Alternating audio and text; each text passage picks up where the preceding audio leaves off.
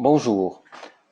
Aujourd'hui, nous allons parler d'un problème typiquement masculin, mais extrêmement fréquent. C'est la problématique des troubles de la prostate. Donc, on pense bien sûr à l'hypertrophie bénigne de la prostate qui touche quand même beaucoup d'hommes à partir de la cinquantaine, voire même du cancer de la prostate. Pour ce faire, j'utilise un produit que j'aime beaucoup parce qu'il me donne des très bons résultats. C'est l'Uroboost, qui est composé d'épilobium parviflorum, ce qu'on appelle donc l'épilobe à petites fleurs. Et ceci, c'est important parce que il ne faudra pas le confondre avec un autre épilobe qui est beaucoup plus employé, mais moins efficace que le parviflorum. Et également du pidolate de zinc. L'hyperplasie bénigne de la prostate est caractérisée par une augmentation de la taille de la prostate. L'hyperplasie désigne la prolifération excessive des cellules de la prostate. Une prostate volumineuse comprime l'urètre tout en faisant pression sur la vessie, ce qui engendre un besoin fréquent d'uriner et divers problèmes de miction. Presque tous les hommes souffrent d'hypertrophie bénigne de la prostate un jour ou l'autre. Plus de 50% des hommes âgés de 60 ans, plus de 90% de ceux de plus de 80 ans. Donc on le voit, la prostate est cet organe ici que vous voyez juste sous la vessie. Ici, c'est une prostate normale. En cas de prostate hypertrophiée, vous voyez, elle est plus grosse. Elle comprime ici l'urètre, d'où les problèmes de miction, et elle vient aussi soulever, pousser sur la vessie, d'où aussi les problèmes urinaires qui sont associés à cette hypertrophie bénigne de la prostate. Donc les symptômes sont des envies d'uriner impérieuses et de plus en plus fréquentes, des mictions douloureuses, une faiblesse du jet urinaire, un effort pour amorcer le premier jet urinaire, l'interminence du jet, donc il est par à coup, des gouttes retardataires, une sensation de ne pas vider complètement la vessie et parfois une baisse de force à l'éjaculation. Quelle est l'origine de cette hypertrophie bénigne de la prostate? Eh bien, on ne sait pas très bien. Tout ce qu'on sait, c'est qu'il y a une prédisposition héréditaire qui peut y contribuer. Il se peut également que chez certains hommes, les cellules prostatiques deviennent plus sensibles aux hormones sexuelles avec l'âge. Le mécanisme clé dans la problématique de l'hypertrophie bénigne de la prostate et des cancers de la prostate est lié à l'activité de la testostérone et sa conversion en dihydrotestostérone. C'est plus simple de dire DHT. Donc, comme vous le voyez ici, la testostérone se convertit en dihydrotestostérone. On va revenir à la précédente, voilà. En dihydrotestostérone sous l'action d'une enzyme qu'on appelle la 5-alpha-réductase. La testostérone également peut se convertir grâce à l'enzyme aromatase en œstradiol.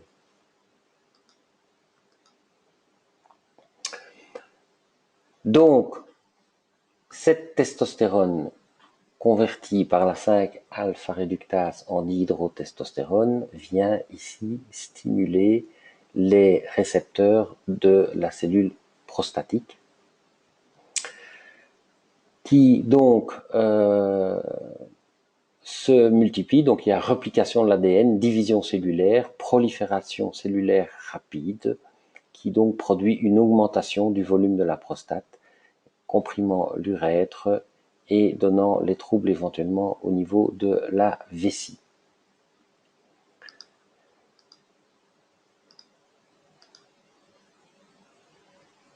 Oui.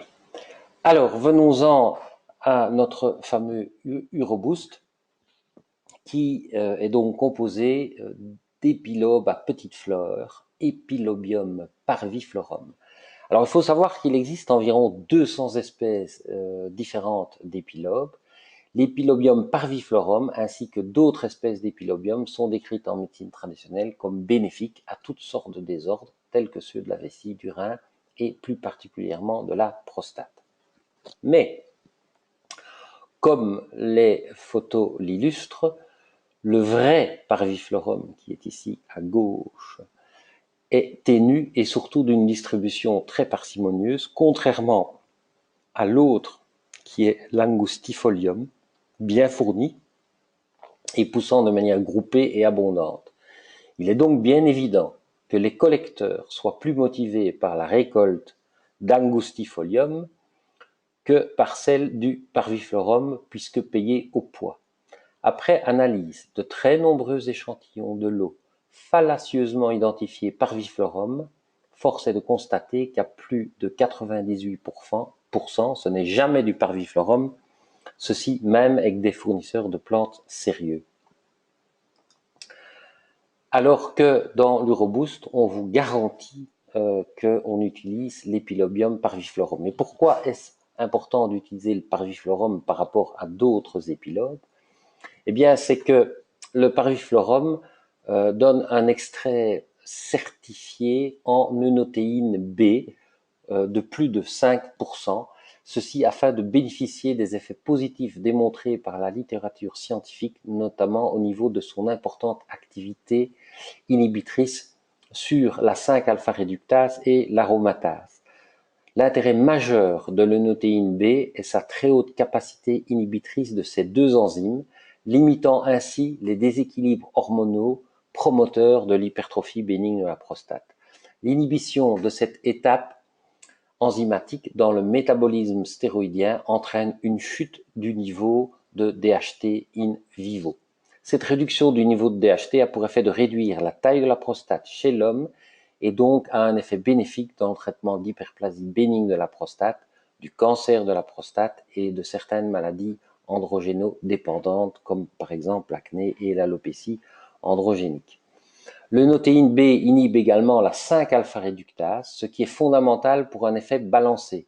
En effet, l'inhibition de la DHT va donc augmenter la conversion de la testostérone en œstrogène grâce à la 5-alpha-aromatase. Ceci est important car avec des médicaments style dutastéride qui bloquent jusqu'à 90% de la conversion DHT, le niveau de testostérone libre augmente jusqu'à 30%, laquelle sera convertie principalement en œstrogène par la conversion DHT qui est, elle, majoritairement bloquée. Comme les œstrogènes augmentent et que la testostérone diminue, quelques hommes deviennent sujets à la gynécomastie, augmentent leur masse grasse et expérimentent une baisse de leur appétence sexuelle. Donc il est important d'inhiber les deux enzymes, à la fois la 5-alpha-réductase et à la fois la 5-alpha-aromatase pour éviter d'avoir cet effet œstrogénique. Comme souvent dans des formules indiquées pour l'hyperplasie de la prostate, on y trouve du zinc. Et ici, le pidolate de zinc est le sel de zinc de l'acide pyrrolidone carboxylique obtenu par cyclisation de l'acide glutamique, un acide aminé d'origine végétale. Le LPCA améliore la biodisponibilité du minéral qu'il transporte tout en optimisant sa tolérance. La plus grande concentration de zinc est retrouvée dans la prostate, jusqu'à 10 fois supérieure à tout autre organe. Le zinc y a des propriétés normalisantes et son niveau diminue significativement lors de l'incidence d'une hypertrophie bénigne ou d'une prostatite. Le zinc réduit aussi les niveaux de prolactine, une hormone qui stimule la synthèse de déhydrotestostérone, laquelle promeut la croissance des cellules, parfois malignes, de la prostate. Le zinc est également un inhibiteur de la 5-alpha-réductase et un bactéricide intéressant permettant de juguler les inflammations de la prostate en bloquant la prolifération bactérienne dans le liquide prostatique, initiant l'inflammation. Alors, l'Uroboost, sa posologie. En cas d'hyperplasie bénigne de la prostate, on donne en général 2 gélules d'Uroboost par jour, une le matin et une le soir avant le repas. Chez les hommes qui sont très handicapés par leur hyperplasie de la prostate, avec beaucoup de troubles urinaires, surtout la nuit, Il m'arrive même de, en tout cas, démarrer le traitement à 3 gélules d'Uroboost par jour. En tout cas, si on donne de l'Uroboost en cas de cancer de la prostate, là, c'est certainement 3 gélules par jour, matin, midi, soir, comme donc traitement adjuvant au traitement classique.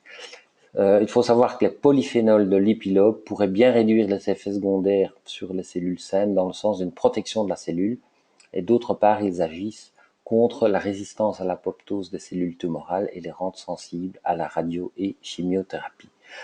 Notez que dans le cancer de la prostate, j'associe toujours l'Uroboost à un autre produit naturel qui est merveilleux, qui s'appelle le Moduplex ou Moducare, qui est un régulateur immunitaire dont je parlerai dans une autre vidéo. Et cette association Uroboost Moduplex est particulièrement efficace dans le cancer de la prostate, même pour comme vous le verrez si vous suivez le PSA par exemple, mais vous aurez normalement des diminutions intéressantes du PSA grâce à cette association.